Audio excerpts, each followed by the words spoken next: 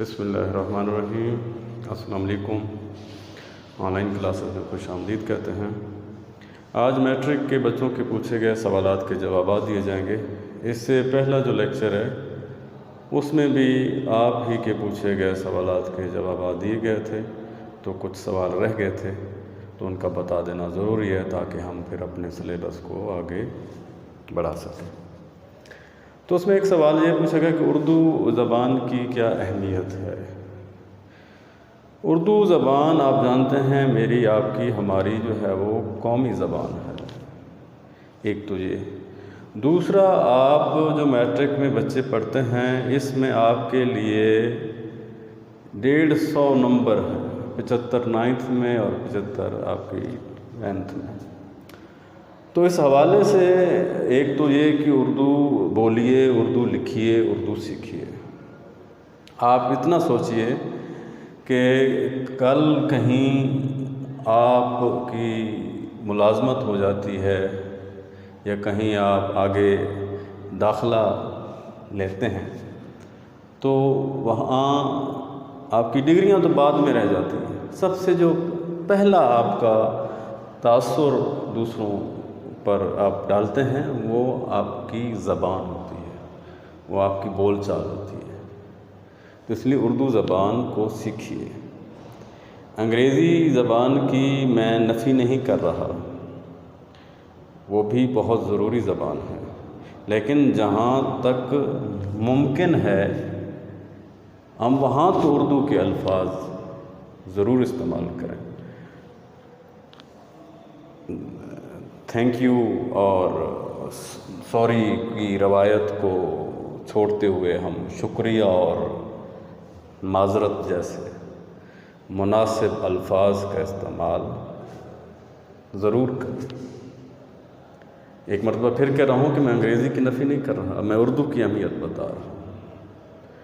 آج کل بہت سارے الفاظ اردو میں اس قدر شامل ہو گئے ہیں کہ اب وہ ہمیں انگریزی کے الفاظ لگتے ہی نہیں، ہمیں فیل ہی نہیں ہوتے۔ اب یہ فیل بھی انگریزی کا لفظ ہے۔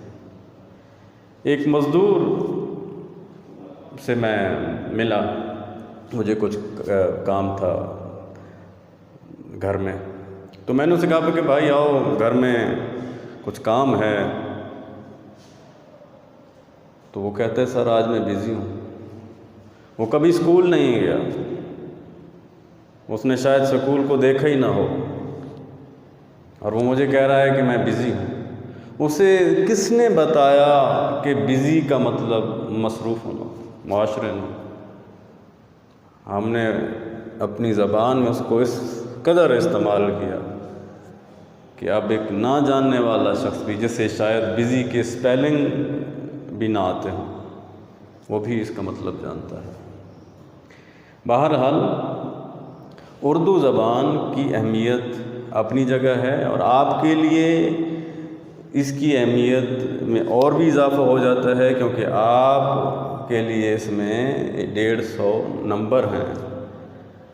تو اس اہمیت کو سمجھیے، اور پھر دیگر جو آپ کے مضامین ہیں سائنسز کے، ان کو آپ اہمیت دیتے ہیں، اردو کو اہمیت نہیں دیتے، تو پھر اس لیے اردو میں آپ کے نمبر کم آتے ہیں، جو کہ آپ کی مجموعی پوزیشن پر بہت اثر انداز ہوتے ہیں۔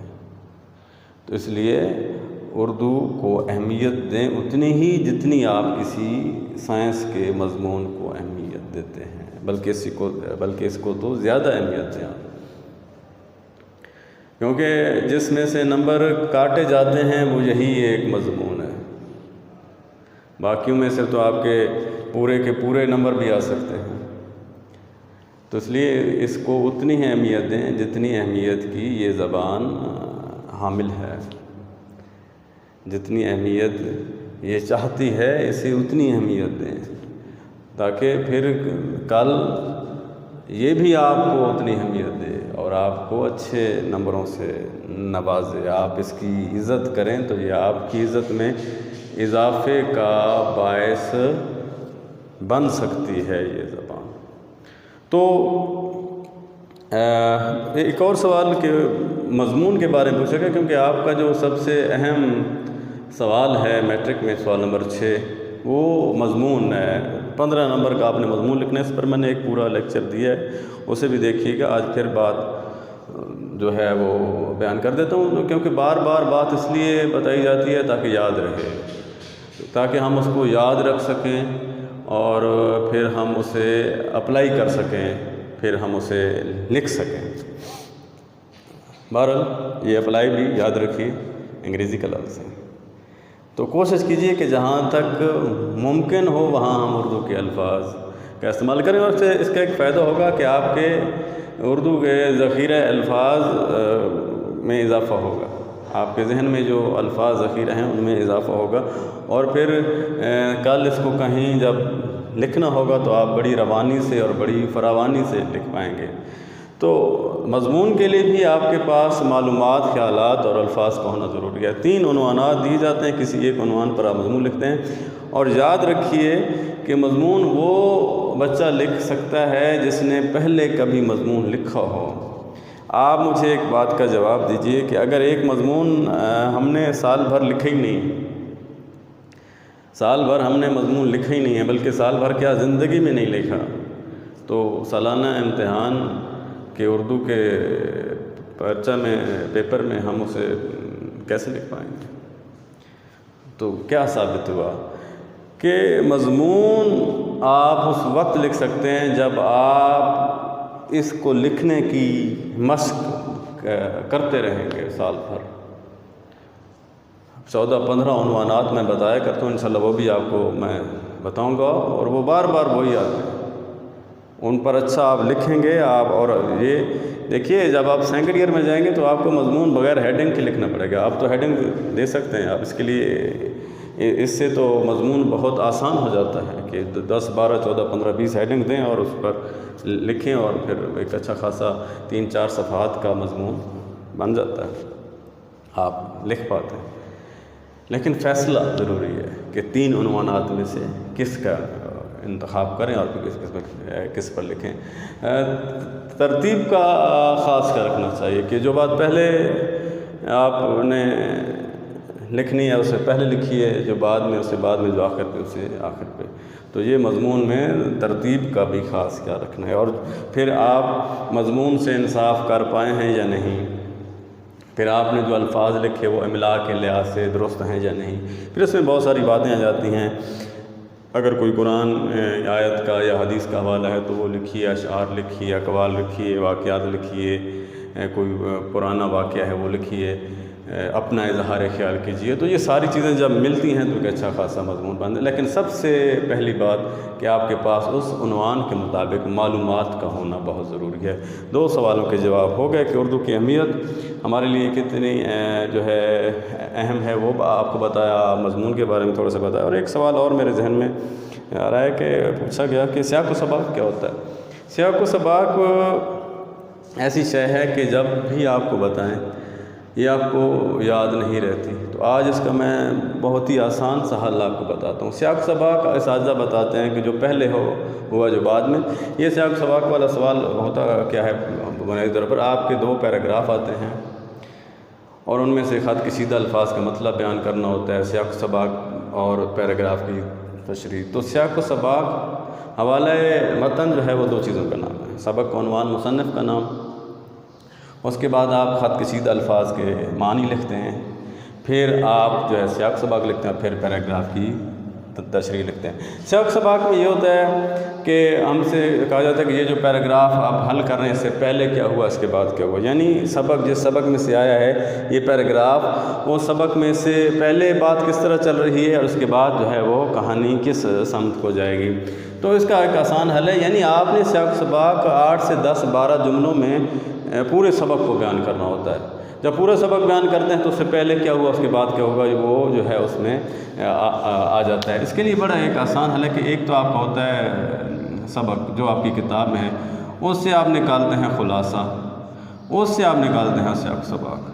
آپ ذرا اس بات کو سمجھیے گا، یہ بھی پورا سبق ہوتا ہے، یہ بھی پورا ہی سبق ہوتا ہے، لیکن مختصر ہوتا ہے، تمام پہلو سبق کے ہوتے ہیں، تو یہ بھی پورا ہی سبق ہوتا ہے لیکن انتہائی مختصر طور پر۔ اس کے لیے ایک مثال میں بیان کرنا چاہوں گا۔ ایک شخص نے 4 گھنٹے صرف کیے اور ایک کرکٹ میچ دیکھا T20 کا، اور صبح اس کے دوست نے پوچھا کہ ہاں بھائی رات کو میچ تھا، اس کا کیا بنا؟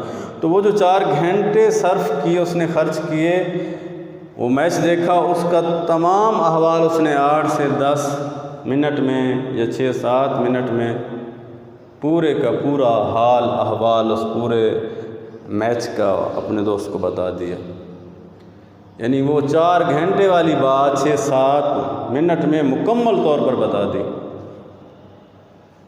بات سمجھ رہے ہیں آپ؟ تو اس لیے سیاق سباق کو اس میں بندہ جو ہے وہ بڑے تذبذب کا شکار ہو جاتا ہے کہ پہلے کہانی کس طرح، بعد میں کہانی کس طرح، تو اس کو جوڑ لگانا، اور وہ بڑی مشکل بات ہو جاتی ہے۔